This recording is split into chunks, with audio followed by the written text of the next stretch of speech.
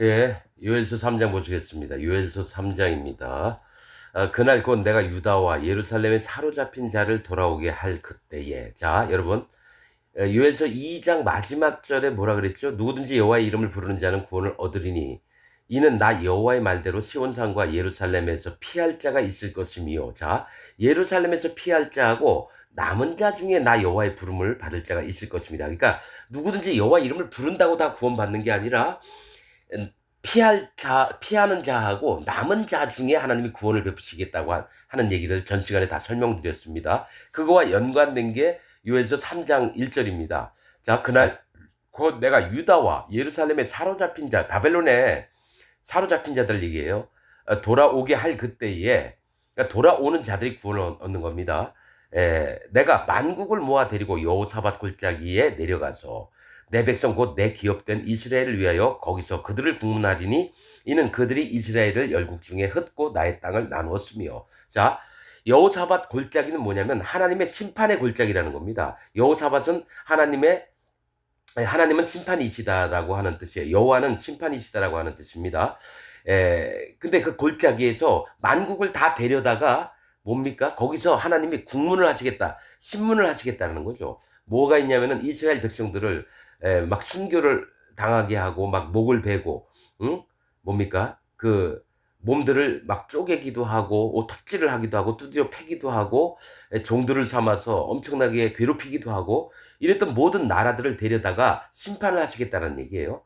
열국 중에 흩고 나의 땅을 나누었음이며 또 제비 뽑아 내 백성을 취하고 동남으로 기생을 바꾸며 동료로 술을 바꾸어 마셨음이니라. 이게 뭐냐면 제비를 뽑아가지고 그 만국에 있는 백성들이 하나님 백성들을 이쁘장한 남자 아이로 기생이 되게 했다라는 거예요.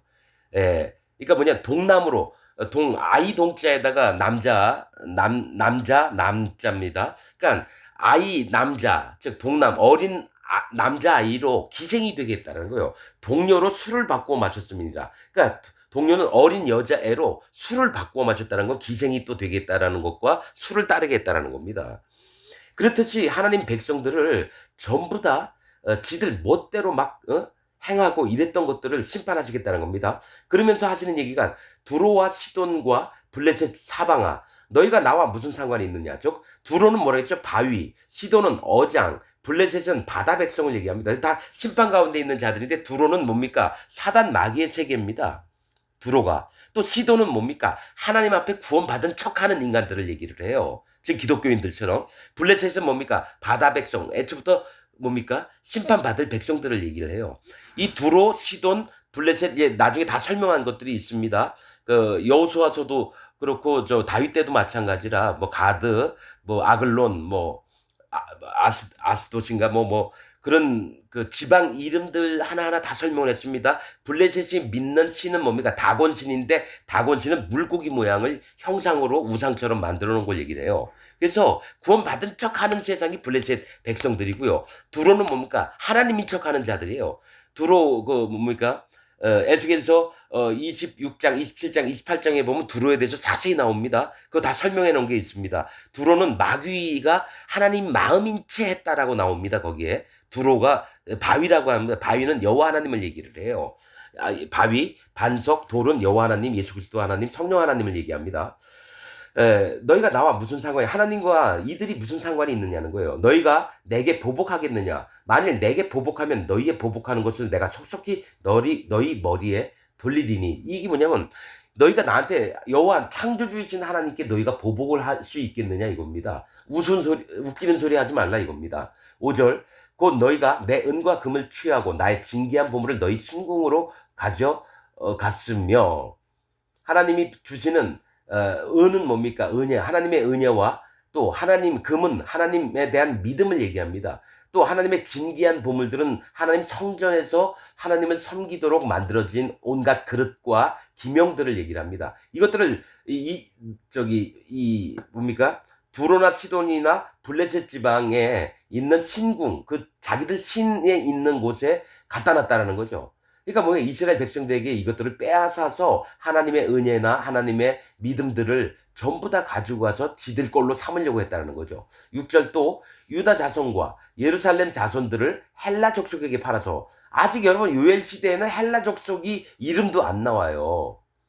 그런데 뭡니까? 헬라 족속에게 팔았다라는 거죠. 이 뭡니까? 하나님의 세계를 이 헬라라고 하는 뜻은 거품입니다. 조금 있다가 사라질 그 거품과 같은 게 헬라입니다. 로마, 헬라. 족속에게 팔아서 본 지경에서 멀리 떠나게 하였습니다. 7절. 그러니까 하나님은 세상 마지막 때에 계셔서 뭡니까? 앞으로 될 일들을 얘기를 하시는 걸 얘기를 하는 겁니다. 그러니까 지금 현재 기독교인들에게 하시는 말씀들을 지금도 하고 계신다는 거죠. 이 성경을 통해서. 7절. 보라. 자, 여기 헬라 족속에게 팔아서 본 지경에서 멀리 떠나게 하였음이니라. 이스라엘 백성들. 즉 하나님이 계시고 하나님 섬기면서 따르는 하나님 백성들을 뭡니까? 자기들 세계로 포로로 끌고 가서 거기서 멀리 떠나 하나님이 계신 곳에서 멀리 떠나게 했다라는 거예요. 보라, 내가 그들을 너희가 팔아 이르게 한 곳에서 일으켜 나오게 하고 너희의 행한 것을 너희 머리에 돌려서. 그러니까 너희가 끌고 가서 포로로 종들을 삼고 그런 곳에서 다시 그들을 내가 이끌어내겠다라는 겁니다. 8절, 너희 자녀를 유다 자손의 손에 팔리니 그들은 다시 먼 나라 스바 사람에게 팔리라 나 여호와가 말하였느니라. 자, 너희 자녀를 유다 자손의 손에 팔리니, 그러니까 뭡니까? 만국에 있는 모든 자들을 유다 자손에 팔린다는 건 뭐냐면은 유다 자손이 앞으로 예수님과 더불어서 함께 보좌에 앉아서 만국 백성들을 심판을 하시겠다고 하는 얘기입니다. 이 마지막 때 그들은 다시 먼 나라 스바 사람에게 또 판다는 거예요. 스바는 뭡니까? 맹세, 뭡니까? 약속, 맹세, 숫자로 7 이걸 얘기합니다. 뭐가 있냐? 반드시 그렇게 된다라는 거예요. 나 여호와가 말하였느라 하였느니라. 9절, 너희는 열국에 이렇게 광포할지어다. 크게 넓게 선포를 하라는 겁니다. 너희는 전쟁을 준비하고 용사를 격려하고 무사로 다 가까이 나와서 올라오게 할지어다. 이건 뭡니까? 마지막 때 천년 왕국 끝날 때쯤에 사단 마귀를 잠시 무적행에 내놔서 풀어놓으면은 뭡니까? 곡과 마곡 백성에게 가는데 그게 이스라엘 하나님 백성 아닌 다른 모든 거짓자들의 세계입니다. 거짓자들의 세계. 성경은 대부분이요, 기록한 게 거짓자들에 대해서 하시는 말씀이 엄청 많습니다. 거의 90%가 거짓자들에게 대해서 얘기를 하는 겁니다. 성경 전체가. 뭡니까? 너희는 열국에 이렇게 광포할지어다. 너희는 전쟁을 준비하라는 겁니다. 그러니까 천년왕국 마지막 끝날 때쯤에 바닷가에 있는 뭡니까? 그 곡과 마곡 백성들을 이제 전부 다 너희가 전쟁을 준비하고 올라오라 이거예요. 하나님이. 용사를 격려하고 무사로 다 가까이 나와서 올라오게 할지어다. 너희는 보습을 쳐서 칼을 만들지어다. 뭡니까? 너희가 계속 이스라엘 백성, 하나님의 백성들을 섬기느냐고 나신이 뭡니까? 저 도끼니 뭡니까? 이 호미 뭐 이런 것들을 쳐가지고 칼로 만들라는 거예요. 그러니까 전쟁을 할 준비를 하라는 겁니다. 너희가 곡과 마곡 백성에게 지금 얘기를 하는 겁니다. 보습을 쳐서 칼을 만들지어다. 낫을 쳐서 창을 만들지어다. 약한 자도 이르기를 나는 강하다 할지어다. 그러니까 너희가 최대한으로 용사답게 전부 다 일어나서 새 예루살렘 성을 치러 올라오라 이거예요. 하나님이.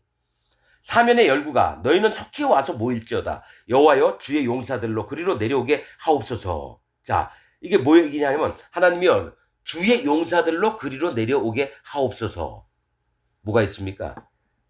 사면의 열구가 너희는 속히 와서 모일지어다. 그래서 새 예루살렘을 치라는 겁니다. 근데 하나님이여 주의 용사들로 그리로 내려오게 하옵소서. 열국은 동하여 움직여서 여호사밧 골짜기로 올라올지어다. 그러니까 마지막에 하나님이 심판하신 것이 여호사밧 골짜기예요.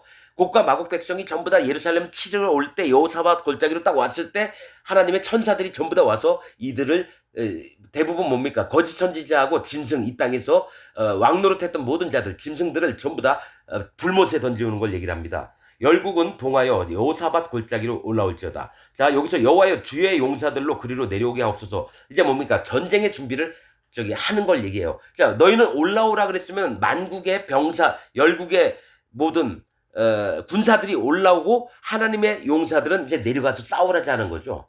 그래서 열국은 동하여 여호사밧 골짜기로 올라올지어다. 내가 거기 앉아서 사면의 열국을 다 심판하리로다. 이제 마지막 때를 설명하시는 겁니다. 천년왕국 끝날 즈음에 너희는 낫을 쓰라. 곡식이 이것도다. 와서 밟을지어다. 포도주 틀이 가득 차고 포도주 독이 넘치니 그들의 악이 크미로다. 이 만국에 그들의 악이 너무 크다라는 거죠. 너희는 나서시라. 이제 추수할 때가 됐다라는 거죠. 그 다음에 곡식이 이것도다.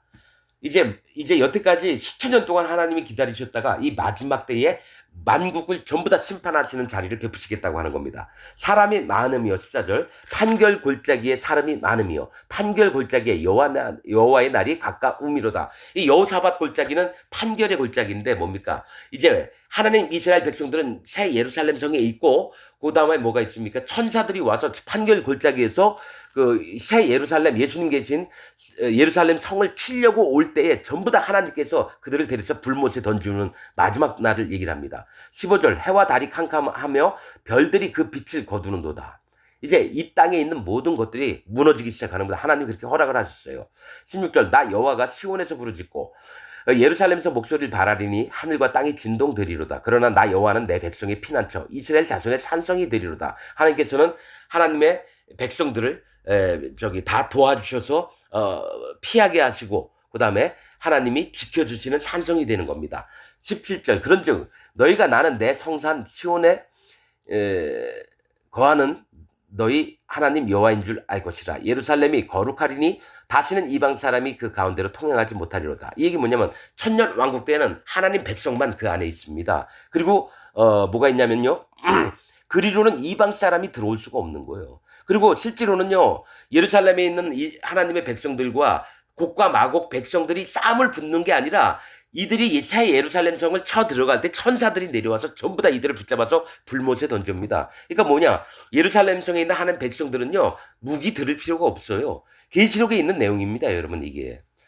18절 그날에 산들이 단포도주를 떨어뜨릴 것이며 작은 산들이 젖을 흘릴 것이며 유다 모든 시내가 물을 흘릴 것이며 여호와의 전에서 샘이 흘러나와서 시띵 골짜기에 대리라. 이거 뭐냐면 산들이 단포도주를 떨어뜨릴 거라는 건 뭡니까? 우리가 하나님의 사는 믿음을 갖고 있는 사람들을 얘기합니다. 산에 단포도주를 떨어뜨리는 기쁨에 하나님으로부터 받은 그 기쁨들을 우리가 맛보고 작은 산들이 하는 백성들이 젖을 흘릴 것이며 하나님이 젖을 흘릴 것이라는 거죠. 그러니까 하나님의 백성들이 젖을 흘려서 누구든지 만족할 수 있게 할 수 있다는 겁니다. 유다 모든 시내가 물을 흘릴 것이며 여호와의 전에서 샘이 흘러나와서 하나님의 성전에서 샘이 흘러나와서 시딤 골짜기에 대리라. 시딤은 뭡니까? 가시나무 골짜기를 얘기를 합니다. 시딤은 그게 뭡니까?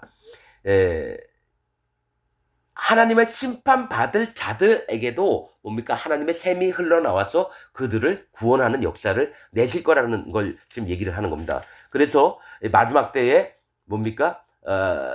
생명록 책에 이름이 기록된 자가 있고요. 또한 심판록 책에 기록된 자가 있는데 심판록 책에 기록된 자들 중에서도 구원을 얻을 자가 또 있습니다. 여러분 이거 중요한 얘기입니다. 19절 그러나 애굽은 황무지가 되겠고 애굽은 황무지가 되겠고 애굽은 뭡니까? 남방왕이 있는 사단 마귀아가 결탁을 했던 자들을 얘기를 합니다. 뭡니까?